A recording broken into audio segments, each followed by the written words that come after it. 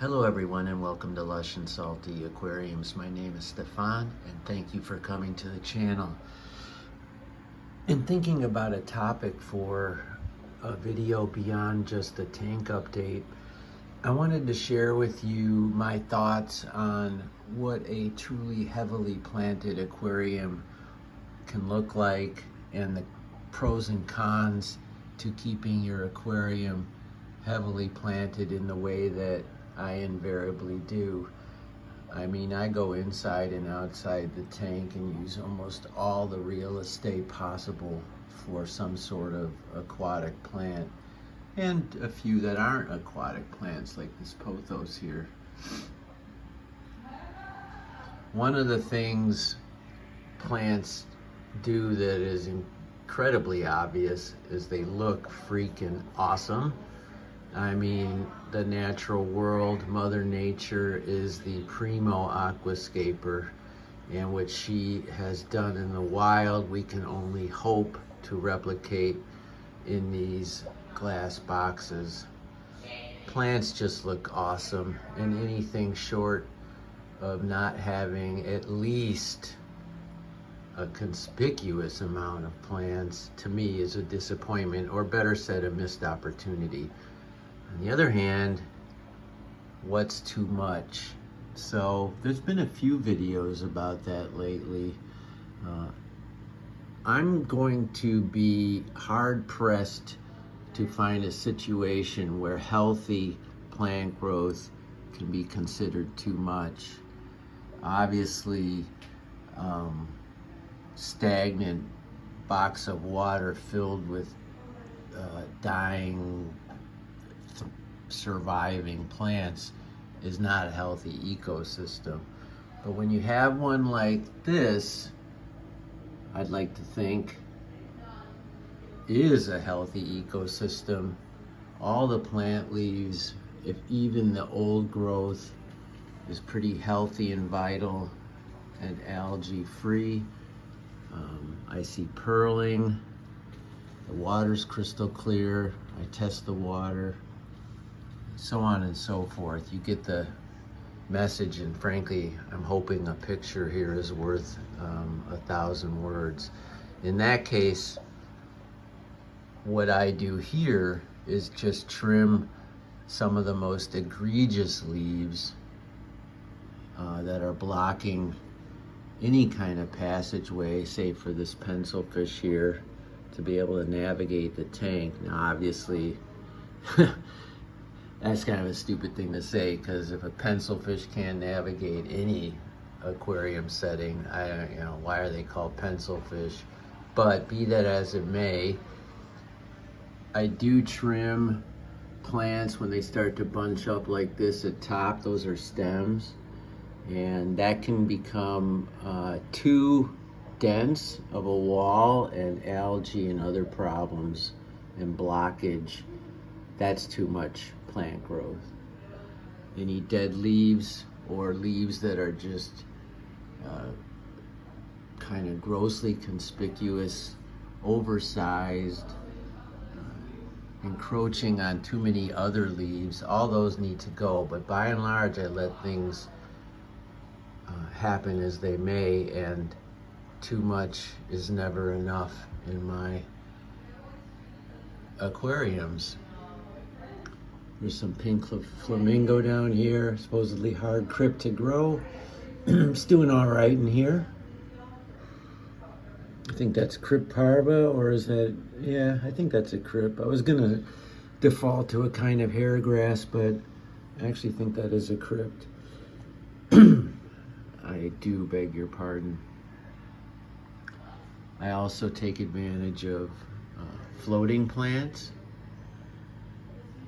and you can't have too many of those if they dominate the top of the water. And I just cleaned some duckweed here. You will have inadequate transfer of gases, as well as a very, very dark aquarium. Both things not conducive to a healthy ecosystem, at least in most cases. So there's another instance where too much plant growth is problematic. with floating plants, with dying plants, with plants that are inhibiting other plants. Those are issues that do require pruning and would in any garden. But from a, I don't know, if the question was holistic or even quasi-rhetorical, can you have too many plants? In my view, the answer, if I had to choose between yes and no, is no, you cannot have too many plants. Except for those instances that I just cited, and I'm sure there's a couple others. I'm pretty much on that bandwagon, and I'd like to think this particular aquarium, 12-gallon Lifeguard Aquatic, I don't know how much water is actually in this Lifeguard Aquarium. That's the brand name. In terms of if it's 12 gallons, well, there's this much substrate, that much hardscape, and this many plants. Sometimes I wonder, are we really only talking about a couple gallons of water when it's all said and done? I mean, you only have a precious amount of real estate. But to me, the gardening is just as important as the fish, honestly. I mean, fish are sentient beings, at least I think so, and plants are not, at least I think so. So on that one level, fish are more important, but aesthetically they are not. When I kept saltwater tanks, ergo the name Lush and Salty, when I had a big saltwater display tank, after a couple of years, it became all about the coral. And in the same regard, after a couple of years in this hobby, especially if you're into the aquascaping as I am, and so many of you are, it can become all about the plants. And so let's just call it 50-50. And I believe if we're gonna compare fish and plants, it begs a great question. You absolutely can have too many fish. There's no question. And I tend to overstock, I'm guilty. And one of the only reasons you can, or I can get away with overstocking is because I have so many plants to absorb those nitrates, the fish waste, etc. You can, to some degree, overstock, at least based on sort of the textbook criteria of fish per gallon. Are you kidding me? I probably got 50 fish in here. But if I only had a few plants or fake plants, that would be a real problem, having 50 fish in here. It would be a real problem. But right now, throughout the course of this whole video, without me pointing them out, you probably didn't even notice but a few. Granted, they're micro-res boras, so not exactly able to jump out at your face, but still 50 of them in here. And there's so much plant growth. There's an autosynclus, a couple invertebrates, pygmy cories, that sort of thing. If you have a lot of plants, you can have more fish than the textbook says, but you can't have too many more fish under any circumstances, but you can push your luck as I do. Anyway, I hope this sort of, I guess, rambling and slow-spoken